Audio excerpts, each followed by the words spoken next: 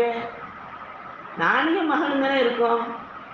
என்னுடைய அமல்களை நீ ஒப்புக்கொள்ளு, ஏற்றுக்கொள்ளு, கபில் செய்யணும் உன்ட்ட துவா கேட்டுக்கிட்டு இருக்கோம். இப்போ நீ பாங்கு சொல்ல சொல்றியே, யாருக்கு சொல்ல அப்படின்னு இப்ராஹிம் அலைஹிஸ்ஸலாம் கேட்குறாங்க. கேட்ட உடனே அல்லாஹ் சுப்ஹானஹு வ தஆலா சொல்கிறான், நீங்கள் உங்களுக்கு சொல்கிறது தான் உங்கள் கடமை, அதை கேட்க வைக்கிறது என்னால் முடியும், ஏன் கடமை. தாயின் கருவறையில் இருக்கும் பிள்ளைக்கு கூட நான் கேட்க வைப்பேன். சுப்ஹானல்லாஹ். அந்த பாங்கு சத்தம் கேட்டவர்கள் அனைவரும் ஹாஜிகளாக ஆவார்கள். அந்த கூட்டத்தில் அல்லாஹ் நம்மளையும் நம் சந்ததிகளையும் சேர்த்து அருள்வானாக. அல்ஹம்துலில்லாஹ். இப்போ பாங்கு சொல்கிறாங்க. நம்மளுக்கு அந்த வரலாறுகள் ஓரளவு எல்லாருக்கும் தெரியும். திரும்ப பேசி உங்களுக்கு போர் அடிக்க வேணாம். புதுப்பிச்சுக்கிறணும் ஈமான. எத்தனை முறை மார்க்கத்துடைய சட்டங்களை நம்ம கேட்டாலும் நம்ம புதுப்பிச்சு கொண்டே இருப்போம். இப்போ இப்ராஹிம் அலைஹிஸ்ஸலாம் இந்த துல்ஹிஜா மாதத்தில் தான், ஏன்னா இந்த மாதத்துடைய சிறப்பு நம்மளுக்கு தெரியும் இல்லையா. அல்ஹம்துலில்லாஹ். அதை புதுப்பிச்சாங்க.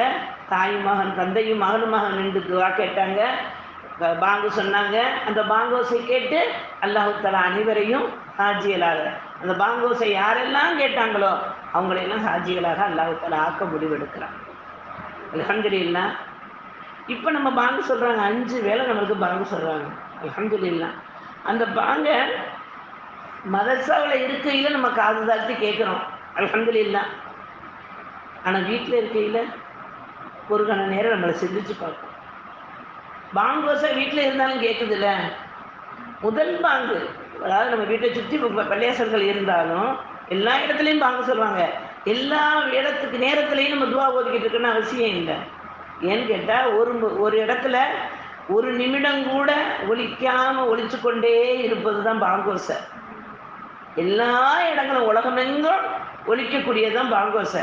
அந்த பாங்கோசையை முதல்ல, இப்போ ஃபஜ்ருடைய பாங்கு முதல்ல கேட்குறோமா, அதுக்கு துவா ஓதி நம்ம ஆமீன் கூறி சலவாத்து ஓதி நம்ம முடிச்சிடணும்.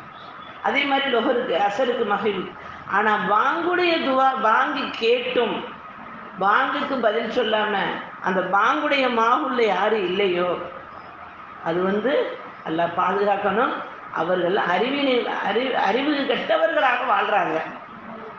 அவுதுபில்லாஹி அப்படின்னு நம்ம ஹதீஸ் சொல்லுது, நான் சொல்லலை. பாங்கோசை கேட்டுக்கிட்டு இருக்கும்போது நம்ம பாத்ரூம் போகிறத தவிர்த்து கொள்வது நல்லது. போகக்கூடாதுன்னு கிடையாது, ரசூலுல்லாஹ் அப்படிலாம் சொல்லலை. நம்ம தவிர்த்து கொள்வது நல்லது. அதெல்லாம் சட்டத்தில் கிடையாது, அதெல்லாம் ஹதீஸில் கிடையாது. நம்ம அந்த மாதிரிலாம் பேச தேவையில்லை. எதை நம்ம பாங்குக்கு நம்ம ரசூல் ஸல்லல்லாஹு அலைஹி வஸல்லம் எப்படி தொழுகணும், எப்படி அந்த பாங்குக்கு பதில் சொல்லணும்னு நமக்கு சொல்லி கொடுத்துருக்காங்க. அங்கே அல்லாஹ் அக்பர் சொல்லிட்டாங்களே, நீங்களும் அல்லாஹ் அக்பர் சொல்லுங்கள். அல்லாஹ் பெரியவன் அதில் வாங்கிட்டோம், நம்மளும் சொல்கிறோம் பெரியவன்.